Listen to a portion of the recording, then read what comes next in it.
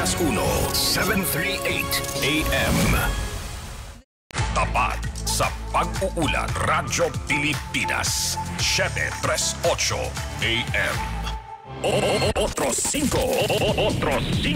sa 738. Meron na po tayong 12 minuto bago mag alas 6. Ngayon naman mga ka-otro, pag-usapan natin ang tungkol sa halal at ang pagpapalakas ng industriya na ito sa ating bansa.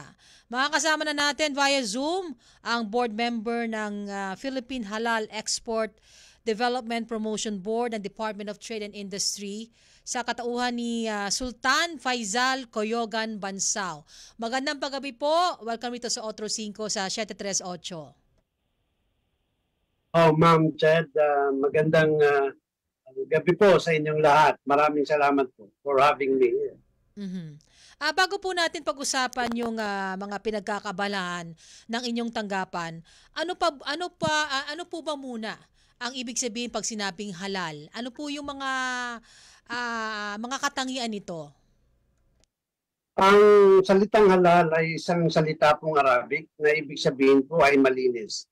At pwede rin sabihin natin it is permissible. Anything that na walang mga kung halimbawa po sa pagkain, basta siguradong walang pork na halo at walang alak, that will be considered halal pag iyon ay na-sertifikado. Pero meron din pong mga kumbaga hindi lamang sa pagkain, 'di ba? Nag-a-apply itong pagiging halal. I understand meron din sa financial system, sa tourism. Tama po ba? Totoo po. Yes, tama po yan, Ma'am Chet. Actually, kahit po sa pharmaceutical industry, meron din po tayo sa cosmetics. Kaya po marami rin ng mga nagpapacertify na mga kosmetiko galing sa atin dito sa Pilipinas na dinadala sa ibang bansa. Pati rin po sa tourism industry. Meron din po sa mga medical devices, logistics, packaging, branding at saka pati po sa franchising.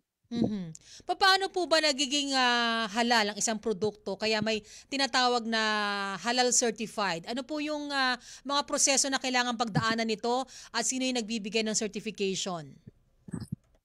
Para po sa kaalaman ng lahat, ang ating mga halal certifying body sa Pilipinas ay 11 na po. 11 halal certifying bodies. Napakasimple lamang po ang mga requirements. Una, kung kayo ay DTI o kaya SEC registration. Pangalawa, ay ang inyo pong produkto ay aprobado sa FDA. Pangatlo, ay inyo pong full details at yan po ang ating ipapasuri. Ang magandang balita po sa lahat ay atin din po ngayon kasama ang Department of Science and Technology para suriin ang kalinisan ng ating mga produkto bago i-certify na halal. Ano po ba yung mga malalakas o mabentang produktong halal, sir?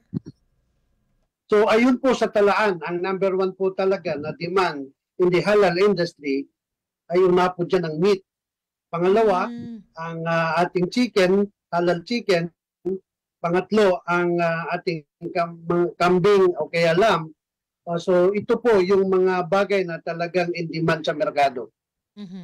Gaano po ba kalaki ang halal industry sa Pilipinas at ano yung potensyal nito para mapalakas pa yung ating ekonomiya? Ayun po sa estatistiko, sa buong mundo, pag usaping negosyong halal, I just check it this morning, ay umaabot po ng 7 trillion US dollars business na po ito. So tinitingnan po natin sa tulong po ng Department of Trade and Industry dahil sila po ay nagtatag ng isang halal task force. Tinitingnan po natin na lalong dadami ang mga kumpanya na magpapacertify ng halal dito sa Pilipinas. Meron palang tinayong task force para sa halal. Kailan po ito nagsimula, sir? Actually, this was just signed last month. So pinamumunuan po ito ni Director Alim Giapal para lalong mapaunlad ang ating halal industry sa Pilipinas. balita ko rin po na nakatakdang ilunsad ng DTI ang isang national halal strategy na layon ay makapag-generate ng 230 billion peso worth of investments in 5 years. Baka pwede niyo po kaming bigyan ng ilang pang detalye tungkol dito. Alam po ninyo, ang kinakailangan po kasi natin dito, isa po pasasalamat namin dahil as a member of the Philippine Halal Export and Promotion Board ay naitatag na po yung Halal Task Force para po lalo na number 1 dito yung information dissemination. Kailangan po kasi maunawaan ng ating mga sa private sector natin na madali magpa-certify ng mga produkto na gagawing halal basta lamang susundin ang mga patakaran at marami namang tumutulong sa atin. Pangalawa, sa ngayon po, dumadami na ang mga restaurant na halal. Ang maganda rin po dito, ang Department of Tourism ay meron din silang mga ginagawa para lalong mapalakas ang ating halal tourism industry na lalo na po yung ating mga hotel. So, lumalaki na po ito. Ayun po sa talaan, sa ngayon, dito sa atin sa Pilipinas, ay marami na pong restaurant dito, lalo na dito sa Manila. Noong nakaraang buwan po, inilunsad din po ng Manila City Hall ang Halal Summit para maalaman kung ano yung mga produkto na binibenta sa ating sabayan ng City of Manila. Ito po bang Halal Task Force ay may kaugnayan din dito sa sa National Halal Strategy? Definitely yes. That is one of the reason why na yan pong itinatag nilang iyon, itinatag po ng Department of Trade and Industry sa pamamagitan po ni Secretary Fred Pascual ay upang lalong mapalakas ang ating halal industry. So yun pong binabanggit ninyo ay doon na po tatahak. At actually nga po, napaka-aktibo ngayon ng ating Halal Task Force. Sino-sino po ang bumubuo dito sa Halal Task Force natin, sir? So ang Halal Task Force po ay tinatag po ito ni Secretary Fred Pascual. Ang pinamumunuan po ito ni Alim Giapal. Ang kanya pong assistant dito ay si Director Dimnatang Radia. Kasama po nila si Atty. Dato Bimban Pangunutan at si Dato Raisonel at iba pa. So ito po yung grupo na naghahawak noon sa ating halal industry secretariat at sila ngayon ang bumubuo nito. Kasi kayo po ay board member sa private sector ng Philippine Halal Opo. Export Development Promotion Board. Ano pa po ang mga ginagawa ng inyo pong tanggapan para mapalakas pa ang halal ecosystem sa Pilipinas?